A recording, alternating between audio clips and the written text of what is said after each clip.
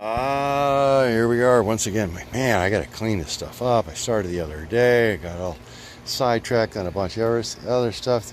I wake up thinking, no, I don't have anything to do today, and then by the time the end of the day ends, oh my God, I got my lawnmower tore apart, the transmission's in pieces, my truck's scattered all over the yard here, and now I got a welding project. I finally got the right size tube. Man, I got my air conditioner running here.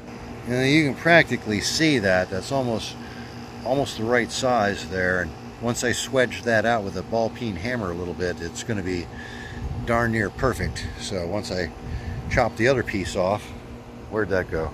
Oh yeah, let's go over here where it's, man, fans running and air conditioner motors and just all that.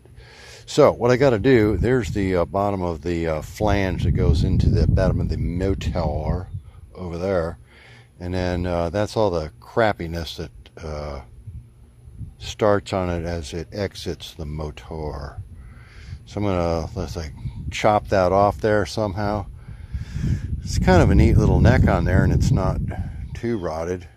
That's almost exactly the right size. Of course, I'm gonna have to get a gasket probably to go on there, I suppose.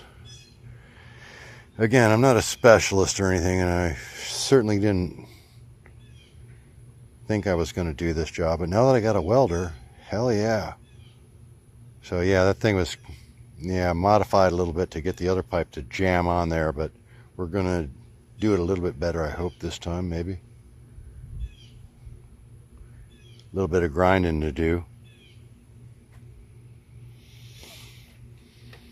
Oh yeah, this is a, what is this? Oh my God, try to find an exhaust. Kymco Super 8. Try to find, you can't get it. They don't make these anymore, and everything's aftermarket, so it's all, you know, hope you can bend it right and get it on there.